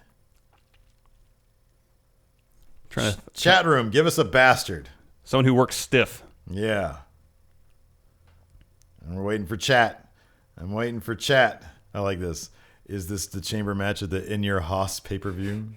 Come on, give us one, chat. Give us the stiff bastard. You got 5 seconds, and we're moving on. Scott Steiner. Okay, Thank you. yeah. Yes, Alex C., you win. Ricardo Reyes. Just watched Survivor Series 98 and really enjoyed the tournament for the title. Do you think WWE needs to really put more attention on King of the Ring? I think they can. I Yes. think they can. Or maybe something different like New Japan's G1 Climax. DJ CES says Arnold Anderson. That's good. I like that. Blue meanie. Yeah, JBL though. I was hoping when they did the brand split that they would have the King of the Ring kind of determine my idea for the Universal Champion, which is the championship belt for both brands, for I WWE like that as lot. a whole. I would love for the King of the Ring not to be a silly cape and a thing, but a trophy like the G1. I think that's exactly the right idea. That's how you do it. And even, could you imagine if they did a King of the Ring pay-per-view on the network where they bring in guys from other companies? That'd be great. Other companies. Do you think they could do something where, because the G1 winner gets a title shot at Wrestle Tokyo Dome, Kingdom, right? Yeah. Could they do the Royal Rumble gets the title shot at Mania, and then do King of the Ring used to be in June or May, have that tournament, and then the winner of that gets a title shot at SummerSlam? There's no reason not to do that. But then you also have Money in the Bank around that Yeah, same time. yeah. But I think, I really like the idea of the King of the Ring. I like that. I like that for a title shot. Let's see here. Kurt Shrusky. New patron. Thank you, Kurt. Thank you. I'm going to Roadblock in Pittsburgh. Awesome. I know it's not likely, but how would you book a Kurt Angle return with the current stories in his hometown? So Roadblocks or Raw pay-per-view. Okay. Kurt Angle feels like such a SmackDown guy, though. I know. I guess against Rusev. Yeah, that makes sense. That makes sense, but Rusev is he's so on the verge of being a face. I know. Charles DJ CS Smith. He's watching the authentic, untold story of ECW when Taz I gotta just watch came that. I on. gotta watch Yeah, I that. know. If you guys could see him in one more match, who would you want it to be against? Charles' pick is Samoa Joe. DJ says he meant Arn. He was auto corrected. I like Arnold Anderson. I really wish that they would call him Arnold Anderson. I thought you were making a joke there. Anyways, what if you can see him? Yeah, Taz is on that thing. I was surprised Taz is on there. I want to watch that. I know. Taz against Samoa Joe would be very good. Oh, it'd be fantastic. It could be fantastic. That'd be great. It'd be great. Vincent, the smartest wrestling fan in the room, Palmieri. He's got a video question. Yep. Too. Yeah. I was just curious what you guys think they should do with Bo Dallas. Bo Wyatt. Come on, Vincent. You've been watching long enough. You know the Bo answer Wyatt. to this question. Bo Wyatt. Bo Wyatt. What do you think Bo is short for? Bo. It could just be Bo. Beauregard. Could be that. Alex Foster. Naked Mojo Rawley appears in your house. What do you do? Fucking party. I get out the cocaine. I get out the ecstasy, the bath salts. Oh, we party so fucking hard. We call so many hookers over here. It's men and women. It's going to be insane. I get my pool going. I don't even have a pool, but I'll make one really quick. Yeah, We'll do so many drugs and have so many pizzas and soda here at the house. It would be insane. Gronk would be here. Yeah. It'd be 69 everywhere. 69s all over the place. It would be insane. Oh, my goodness. Mom, Dad, pick up the kids. Mojo just showed up. You've got 5 minutes to get these kids out of here before child services has to come over and get these kids out of here themselves. Clayton Oh, C. it'd be amazing. Thank you, Alex Foster. Question of the day. Oh, my God. You're up, Clayton C. I'd be dead. It'd be Len Bias all over again. Oh, my goodness. Oh, dear. Look, you do cocaine, there's a good chance you're going to die, man. Just read the next question. Clayton C. Put some damn clothes on, friendos. This is my sexy dance. Take some clothes off. Save that for Mojo. Okay, it seems like my dick wiggling. Seems like Enzo and Cass are the resident salesmen of the WWE. So my question is, what product would you love for the realest guys in the room to try and sell you on? How you doing? Fucking Toasters. yes. Toasters. Hey, you got KitchenAid. Toasters. CJ Rebelli. You can do toast. Eggos. How you doing? There you go. Eggos. How you doing? French toast. How you doing? French toast in a toaster? Bread. No, you can't do French toast. No, you It can't. doesn't make any sense. None. Pancakes. Bagels. Bagels. Hey. English muffins. Thank you. See, you know what I'm talking about. Yeah, CJ Rebelli. Rye. Well, it's just bread. Yeah, I was listening to Xbox podcast about a month ago when he was interviewing Randy Savage's brother. According to his brother, Savage wanted to end his in-ring career with Shawn Michaels. Yeah, to either match his feud. It was like with a the year-long Steamboat. feud he wanted to do. Yeah, surpass it. Vince said, no. And apparently that led to Savage leaving. My question is, would a dream match like that match or surpass his Steamboat match? Yeah, I think it definitely could have. I think that could have helped Mike. I think that could have helped HBK even more than he was already doing. Yep. I think it could have been fantastic. Yep. Tim O'Donnell.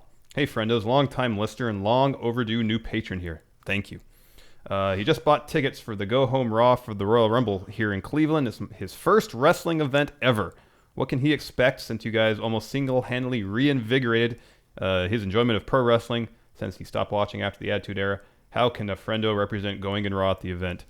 Thanks. You know what I would love to do? I would love to set up some system. Where friendos, because I've had Twitter messages from certain for saying, hey, can you hook up a meeting? I want, whenever there's an event that somebody's going to go to in town, I want some system whereby people friendos can gather, have a meetup of some sort. And I was thinking of maybe doing it on the Wrestling Amino app. Yeah. You guys they can check there. Yeah. But you and I would have to put our heads together and set up something sort of formal so that every episode we can say, hey, this is coming up. If you guys all want to hook up, there's a thread on the Wrestling Amino app so you guys can all get together and then do that. Yeah. Let's see here. Undisputed champion Marty Too Sweet. Is that it? Yeah. Okay. Yeah. Who is your hero growing up? Could a famous person? No, could be a famous person or family member. His was Kobe. And by the way, Kobe is in the conversation. He's talking to you. Yeah, I know. GOATs, greatest of all time. I said previously that I don't think so either. Kobe is in discussion as the greatest basketball player of all time. I don't believe that either. He's not even the greatest Laker of all time. That's Magic Johnson. That's Magic for sure. Kobe was in it. I'd say Shaq was number 2. Kobe was in it. No, I wouldn't actually. There's a couple others. Jerry West. Kareem. Kobe. Yeah, Kareem. Yeah, that's what I was thinking of. Kobe was in it for Kobe. And Kobe wasn't the best player on his first batch of rings. That was Shaq, in my opinion. And I read an article. I read an article. I can't source it, unfortunately, but I read an article that said based on efficiency rating, that Pau Gasol was the best player on those second batch of Laker championship teams. Yep. So Kobe is a great player. I like to talk shit. I know Kobe is a really good player. He was a great player. He really was. Who was your hero growing up, Steve? Who's my hero? Who's your hero growing up? My dad. Yeah, I'd say my dad, but that's boring. My dad too, but who's like your hero? Like besides your dad, fictional speaking, or in popular culture rather. What if I didn't have Ronald Reagan? I'm joking. Doc Brown. Okay. He invented time travel. There you go. I don't know who my hero was. Batman. Okay. Drew Ronaldo. Royal Rumble is just around the corner, and with it comes Hall of Fame announcements.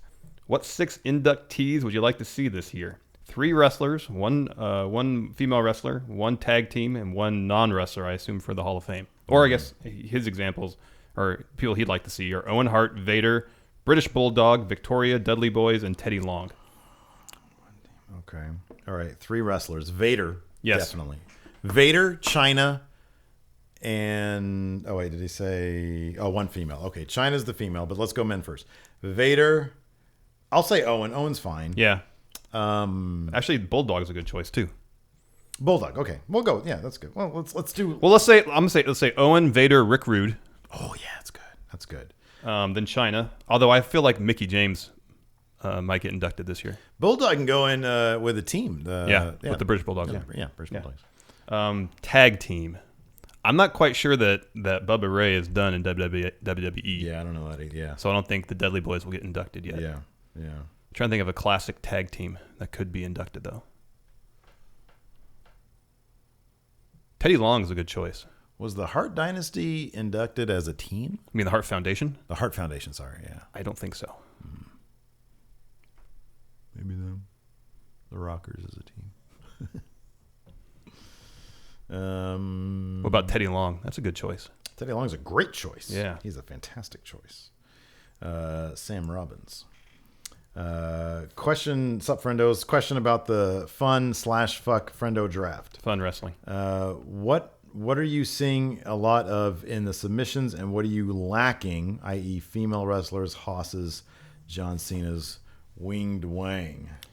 We seem to make Haas's ourselves. Yeah, we have a lot of Haas's. We have plenty already. of Haas's. I don't think have we been sent?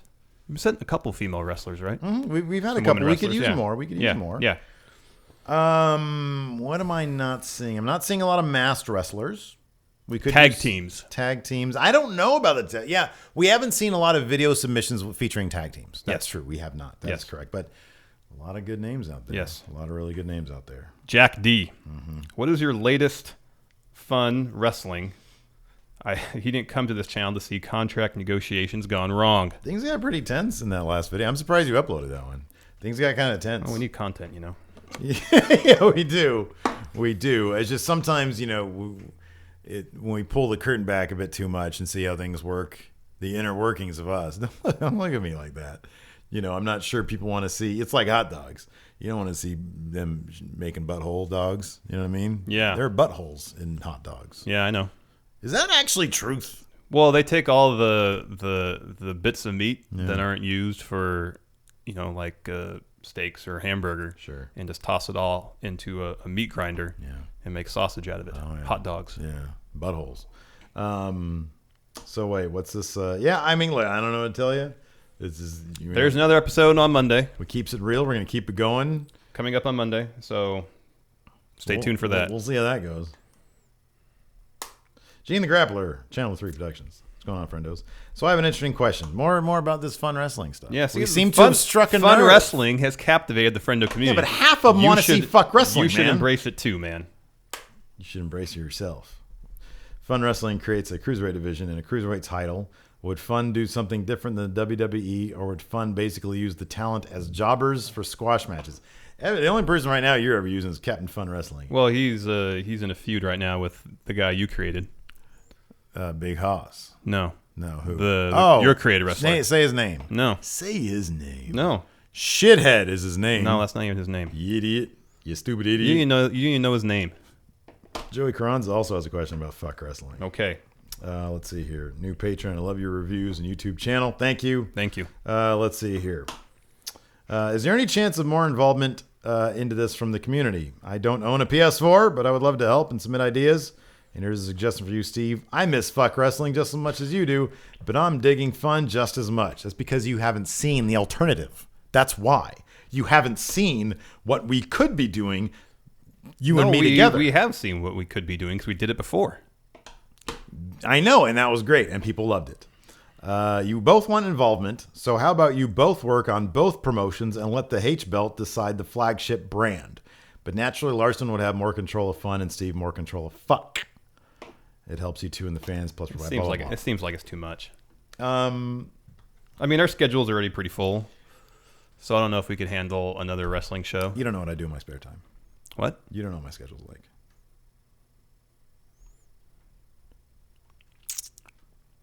We got some video questions. Jason the Cabbie, let's see what he has to say. Howdy do there, friendo, Steve, Larson, everyone. No questions this week. Raw seemed to be a fairly entertaining show, which is the first time in a while I've been able to say that. So that being said, I'd like to take the time this week to address a few little goings-on in the up top here. The first being the promotion. Whether you call it fun, whether you call it fuck, it's a major source of debate these days as to which way it should go. That being said, I'd like to propose a small compromise in the form of FUNC, F-U-N-C, Friendo Unified Network Championship Wrestling. Get a little bit of the best of both worlds going, and hopefully that is a good middle ground for everyone, namely Steven Larson. The next is a little bit tougher to bring up, namely in that, I called it. Brock Lesnar and Goldberg was just a bunch of hype and build-up to absolutely fucking nothing. Kind of felt like Stanford was just giving us the big old middle finger saying, you marks will buy anything. I mean, come on. 3 hours and 20 minutes into the show and they were just starting the intros for those two. It should have been painfully obvious that there was going to be someone either getting squashed or it would just be a bunch of fucking nothing. Called it. Thanks, Jason. Jason's very upset with the Goldberg situation, but he wants to know about Funk Wrestling. What's your problem right now? What's your deal? You're acting very I'm fine. very Let's quiet. continue with the show. All right. I'm out of beverage. Look, I'm just watch the show. Just watch the episodes. You know, I'm sort of, it's kind of obvious at this point that I'm sort of weighing my options in terms of me being able to satisfy my creative itch. You know, I don't feel, and it's obvious from the programming we've put on so far with the WWE 2K17 game, fuck wrestling, fun wrestling, whatever you want to call it, fun wrestling, that you're not letting me in on the creative process. And when I try to assert my creative bone, you are a boner killer. Okay. That's what you do. Well, I mean, I have a vision. What I think will make you have a vision. That's the point. The show. Like, this is not the time. This is not the time. Show. Or place. The best. Neither the time nor place. By the way, if you guys want to submit a video question, $20 a month in the Patreon thing, you can submit a video question. Vincent Palmieri. I always love Vincent's questions. Hey friendos, it's Vince here with another video question. This time I'm going to talk about a topical point from this weekend's shows. If you guys remember, Samoa Joe and Shinsuke Nakamura was great, except for the part where Samoa Joe's wrong music played. I'm not going to talk about that. They just beat the crap out of each other. It was like MMA knees and elbows, throwing hands. It's great. And then Brock Lesnar and Goldberg was billed as this big fight feel, like an MMA kind of fight. And that's kind of Brock's thing. He's an MMA guy. So my question is pretty simple. Where do you think MMA has a place in the WWE? Should, like, they focus more on the theatrics and the fun, exciting stuff? Do you think that you guys might prefer the shooting stuff, the shoot style where you club the ever-loving daylights out of your opponent until they go down, or force them to tap out, or try to knock them out, or, you know, that kind of thing? Personally, I think that MMA stuff is fun because I'm a big MMA fan. But I can understand that, like, we come to our wrestling for a reason. We kind of come to avoid some of the less boring holds and stuff. In some cases, I disagree. But what do you guys think? How much does MMA need to be put into wrestling? Like, how much does that shoot style affect it? And do you think it's got a place, or do you think it's better to just focus on, like, you know, the stuff WWE's been doing? Thanks, Vincent. His question: what role does MMA have in pro wrestling? I kind of like how it is now. Like, you got The Undertaker doing, like, MMA stuff, and you got Shinsuke doing MMA stuff. What do you think? What do you think? Well, if reality era wrestling, what Triple H said it was, 2 years ago? I don't know if it's still the reality era. Yeah. But if you want to make the product in the ring seem more real, introduce a little MMA into the equation. Mm-hmm. That'll do it. Strong style. Yes. Strong style. We have wrestlers like Shinsuke, Alberto Del Rio, that have experience as MMA competitors. Yeah. Brock Lesnar. Yeah. So Yeah. Let's see here. Patrick Sparks, our last video question. Patrick, what do you got for us? Hey friendos, Pat here. Start off by saying, what a weekend of wrestling. That show was great. And SmackDown stole the night. I'm looking forward to it. But I got to thinking, we got Cesaro and Sheamus, who's a reluctant tag team who's going for the tag team titles. And then you got DIY, who is a hard-working tag team and finally fulfilled their dream getting the titles. You got the Revival, pure heels. I was getting to thinking, what if there was a storyline, maybe Gargano and Ciampa, would have been cool, I don't want it. But what if, when they won the titles, Ciampa turned heel, full heel, beat the shit out of Gargano? What kind of storyline do you think that could be? Think it'd be cool? Interesting? I don't know. Gargano and Ciampa could do it. Who else do you think could do it? Thanks, Patrick.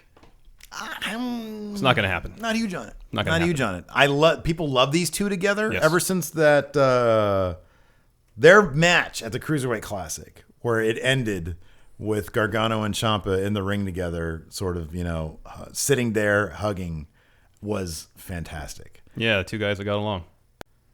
I can't believe you're still carrying this over. We have a kayfabe corner left. You're making it awkward for everybody. You made it awkward for everybody. I did? Yes. I did? All right. Are you ready, Larson? Sure. Let's just get this done with. I'm up like 3 right now, so I'm just looking to pad my lead significantly. Oh, shit. You probably Don't shouldn't look have that at where I this. can see it. We'll just stop looking at it. I'm not. I was looking straight, and now on my periphery, I see it. All right, that's fine. Hold on. I'm going to send this. I'll just do it like this. That's fine. Are you ready? Yeah. I can't do it like that. Here, look that way. I'm looking straight. Okay, fine. Just don't look at this shit. Well, I can't see it now. Here we go. Okay. That's good. What is kayfabe corner, Larson? It's the greatest pro wrestling trivia challenge of them all. 12 names, 6 real, 6 fake. 2 trivia questions. That's correct. Was it last week I got 12 or 2 weeks ago, or 3 weeks ago? Didn't happen. Number 1. 1. Larry Burns. Larry Burns? Yeah. Wait, what's the theme? You didn't declare. Yeah, I get for $10 you can vote on the theme. This week it was Goldberg versus Gilberg. Who won? Gilberg, of course. Oh, okay. Gilberg. So number 1, Larry Burns. Larry Burns. Yeah. Real. Fake. Number 2. 2. Bubba Rollins. Fake. Very good. Dino Casanova. Real. Very good. Austin Ames. Spell Ames. Aames. Real. Fake. Salvatore Sincere. Real. Very good. Barry Hardy. Real. Very good. Ed Malenko. I'm guessing that's fake since you're laughing. I totally gave you a tell on that one. Yep. Ed Malenko. Cat Burglar. I'm going to say it's real. Very good. Jim Sparta. Fake. Very good. Tough Tom. Fake. Real. Alien Jones. Fake. Very good. I just got AJ Styles' name, Alan Jones. Yeah. Turned into an alien. That's All right. 8. Oh, man. You're doing so good. My goodness. Apparently, awkward tension brings out the best in your wrestling knowledge. Focusing. Stifling creativity brings out the best in your wrestling knowledge. Number 1 question. Mm-hmm. 2 trivia questions. Yes. What was the highest rank Gilberg achieved on the PWI 500?